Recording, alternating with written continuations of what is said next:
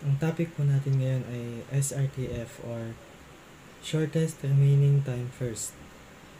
And here are the components we will be discussing. We have process A, dumating siya ng 0 milliseconds.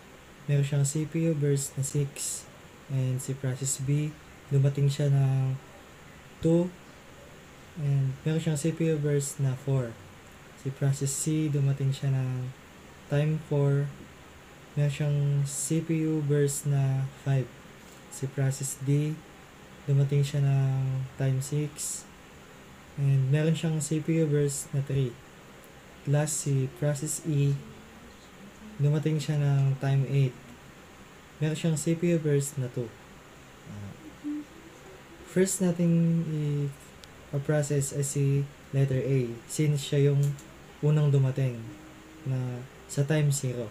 So, 1, 2, sa time 2, dumating si process B na merong 4 CPU burst. Then, since nabawasan si A ng 2 CPU burst, pareho na silang may 4 CPU burst. And, ang susundin na natin dito is first come, first serve. So, itutuloy lang natin si process A.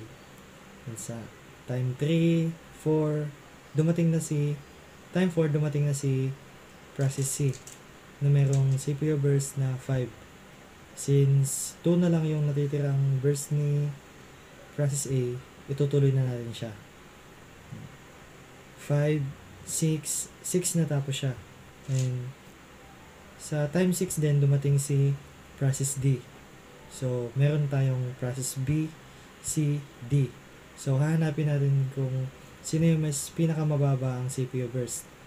At iyon si process D na merong CPU burst na 3. So, siya yung ipaprocess natin. So, times 7. Sa time 8, dumating si process E na merong CPU burst na 2. Since si process D ay nabawasan na ng CPU burst ng 2, isa na lang natitira sa kanya. So, mas maliit na siya. Itutuloy na lang natin siya. Mula sa 8, isa na lang natira, punta sa 9. Time 9, natapos na si process D.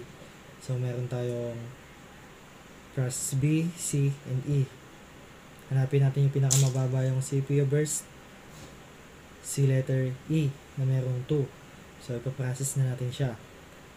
Mula sa 9, 10, 11, time 11 natapos na si letter E. So, susunod natin yung mas mababa. Si B may CPU burst na 4. Si C may CPU burst na 5. So, ang susunod natin si process B. Mula sa 11, 1, 2, 3, 4, time 15, natapos na si process B. So, mag-isa na lang ni process C, siya na isusunod natin. Mula sa time 15, 5 CPU burst. 1, 2, 3, 4, 5. Natapos na siya sa time 20. And then, ganito naman pagkuha ng waiting time. Kukunin natin kung kailan sila pinrocess. Ima-minus natin dun kung kailan sila dumating. Kung kailan yung arrival time nila. So, si A, pinrocess siya time 0. Same lang, dumating din siya ng time 0. So, 0 minus 0 equals 0. Then, si process B, na-process siya ng time 11. Ang arrival time niya is 2. So, 11 minus 2 equals 9. Si process C, sinimulan siyang i-process time 15. Arrival time niya 4. So, 15 minus 4, 11. Si process D, pinrocess siya ng time 6. Ang arrival time niya is 6. So, 6 minus 6, 0. Si process E, pinrocess siya ng time 9. Ang arrival time niya is 8. So, 9 minus 8 is 1. So, ang kukunin naman natin yung average waiting time.